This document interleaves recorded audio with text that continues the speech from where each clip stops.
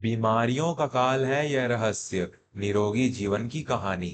जब बिस्तर पर पड़े लाचार पिता ने मान ली थी मौत से हार, तब एक पुराने मित्र के इस कड़वे सच ने पलटा ऐसा पासा कि बिना दवाइयों के ही उनका शरीर बन गया लोहे का फौलाद। नमस्कार दोस्तों, वर्मा स्टोरीज में आपका स्वागत है। मैं हूं आपका दोस्त विवेक वर्मा, और आज की कहानी और उस इंसान की आंखें खोलने के लिए है जो यह मान चुका है कि ढलती उम्र के साथ बीमारियां और लाचारी हमारी किस्मत का हिस्सा है।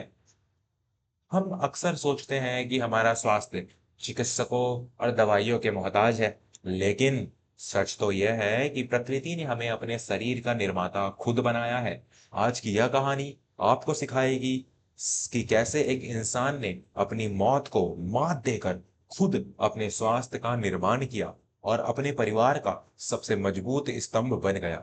यह कहानी है धर्मपुर नगर के एक सेवानिवृत्त कर्मचारी त्रिलोकीनाथ जी की। त्रिलोकीनाथ जी की उम्र 65 वर्ष थी। उन्होंने अपना पूरा जीवन सरकारी दफ्तर की एक कुर्सी पर बैठकर फाइलों में माथापच्ची करते हुए बिताया था। उस नौकरी ने उन्हें एक सुरक्षित भविष्य तो दिया था, लेकिन बदले में उनके शरीर को पूरी तरह से खोखला कर दिया था। 65 की उम्र तक आते आते त्रिलोकीनाथ जी का शरीर बीमारियों का घर बन चुका था। उन्हें भयंकर मधुमेह, डायबिटीज, घुटनों का दर्द और सबसे बड़ी बात, अस्थमा, दमा की बीमारी थी। उनका पूरा दिन अपनी चारपाई पर खांसते और कहराहते हुए बीतता था। उनके बिस्तर के सिराहने एक बड़ा सा प्लास्टिक का डिब्बा रखा रहता था, जो रंग बिरंगी गोलियों से भरा होता था। उनका मानना था कि अब उनकी जिंदगी सिर्फ इन्हीं गोलियों के सहारे चल रही है। त्रिलोकीनाथ जी की पत्नी सुमित्रा दिन रात उनकी सेवा में लगी रहती थी। उनके इकलौते बेटे राघव की आधी से ज्यादा तनख्वाह अपने पिता की महंगी दवाइयों और बड़े बड़े अस्पतालों के चक्कर काटने में ही चली जाती थी। राघव की पत्नी शालिनी घर का सारा काम संभालती थी, लेकिन वह भी अब त्रिलोकीनाथ जी के चिड़चिड़ेपन से तंग आ चुकी थी। बीमारी ने त्रिलोकीनाथ जी के मन को इतना कड़वा कर दिया था कि वे हर समय बस भगवान को और अपनी किस्मत को कोसते रहते थे। एक सुबह सुमित्रा उनके लिए बिना चीनी की फीकी चाय और दलिया लेकर आई। त्रिलोकीनाथ जी ने खांसते हुए वह प्याला दूर धकेल दिया। रोज रोज यह बेस्वाद दलिया खाकर मेरे मुंह का स्वाद सड़ गया है सुमित्रा। मैं एक बीमार और लाचार बूढ़ा हूँ। इसका मतलब यह तो नहीं कि तुम लोग मुझे जानवरों का चारा खिलाने लगो। भगवान ने भी क्या किस्मत दी है, सारा जीवन मेहनत की और जब आराम का समय आया तो इस चारपाई से बांध दिया। सुमित्रा ने अपने आंसू पोंछे और बहुत ही शांत स्वर में कहा, आप ऐसा क्यों बोलते हैं जी? चिकित्सक ने कहा है कि आपका पेट भारी खाना नहीं पचा सकता। राघव आपके लिए इतनी महंगी दवाइयां ला रहा है, आप बस अपना मन शांत रखिए, सब ठीक हो जाएगा। कुछ ठीक नहीं होगा, त्रिलोकीनाथ जी चिल्लाए। मेरा शरीर अब जवाब दे चुका है। ये दवाइयां सिर्फ मेरी मौत को कुछ दिनों के लिए टाल रही हैं। मेरा बुढ़ापा एक अभिशाप है। राघव भी दरवाजे पर खड़ा अपने पिता की ये बातें सुन रहा था। उसका मन भारी हो गया। उसे समझ नहीं आ रहा था कि वह अपने पिता को इस निराशा के दलदल से कैसे बाहर निकाले। कुछ दिन बाद त्रिलोकीनाथ जी से मिलने उनका एक बचपन का मित्र मदन लाल आया। मदन लाल और त्रिलोकीनाथ जी स्कूल में एक साथ पढ़ते थे। बचपन में मदन लाल बहुत ही कमजोर और हमेशा बीमार रहने वाला लड़का हुआ करता था। त्रिलोकीनाथ उसे अक्सर मरीज कहकर चिढ़ाया करते थे।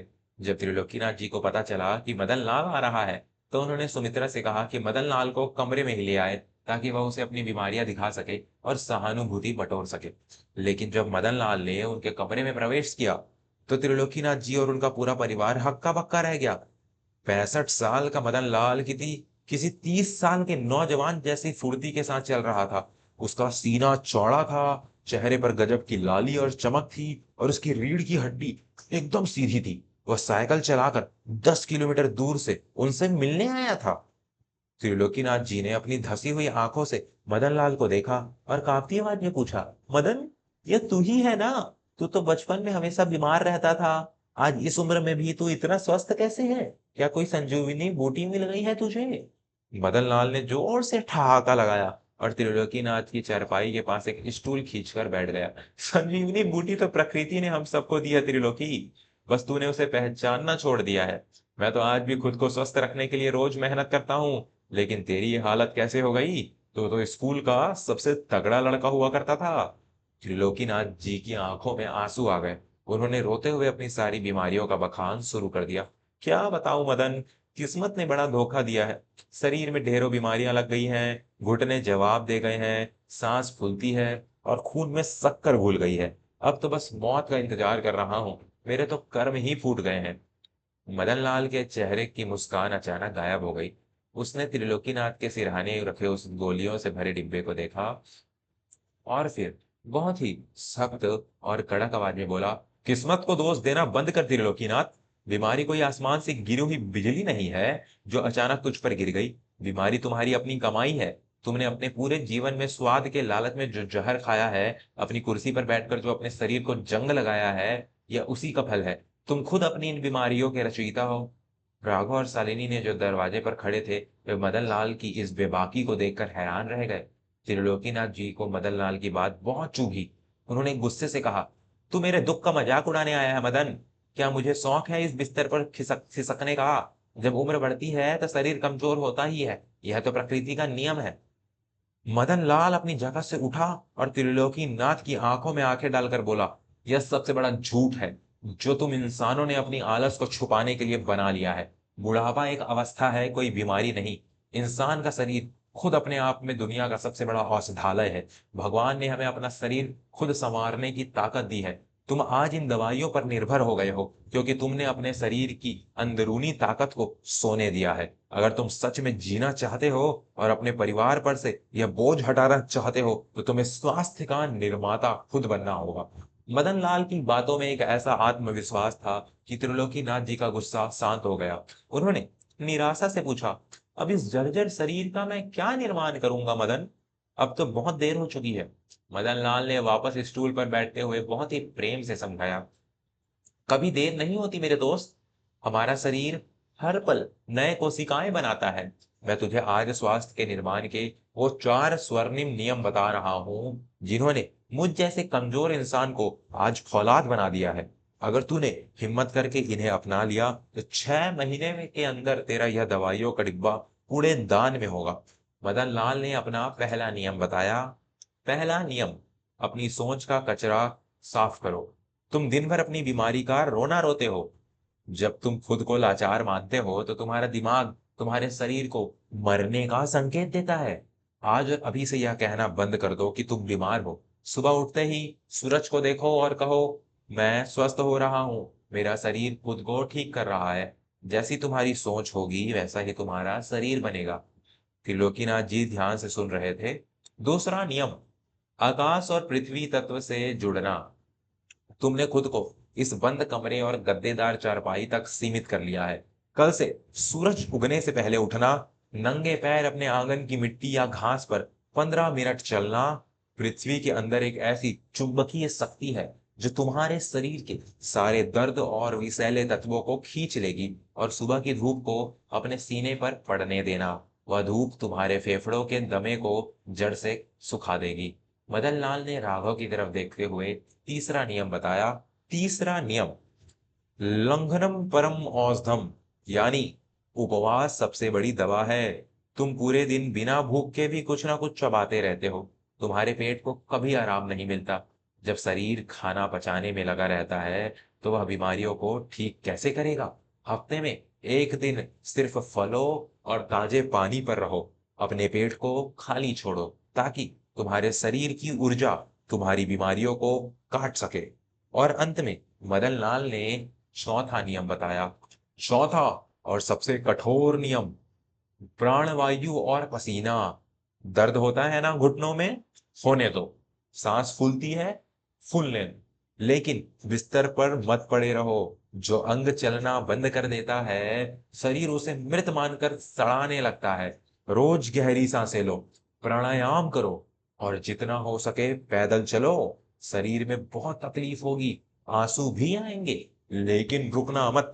तुम्हारे शरीर का बहा हुआ पसीना तुम्हारी एक एक बीमारी को धो डालेगा। मदन लाल त्रिलोकीनाथ के कंधे को थपथपाकर वहां से चला गया। उस रात त्रिलोकीनाथ जी बिल्कुल नहीं सोए। मदन लाल की बातों ने उसके स्वाभिमान को झकझोर कर रख दिया था। उन्होंने अपनी पत्नी और बेटे का थका हुआ चेहरा देखा और उसी रात एक दृढ़ निश्चय कर लिया। अगली सुबह जब आसमान में अंधेरा ही था, त्रिलोकीनाथ जी ने अपनी लाठी उठाई और कांपते कदमों से अपने बिस्तर से नीचे उतर आए। सुमित्रा घबरा कर उठी। अरे, आप इतनी सुबह कहाँ जा रहे हैं? गिर जाएंगे। त्रिलोकीनाथ जी ने लाठी को जमीन पर जोर से टिकाया और कहा, सुमित्रा, आज से मैं अपनी मौत का इंतजार नहीं करूंगा। मैं अपने स्वास्थ्य का निर्माण खुद करूंगा।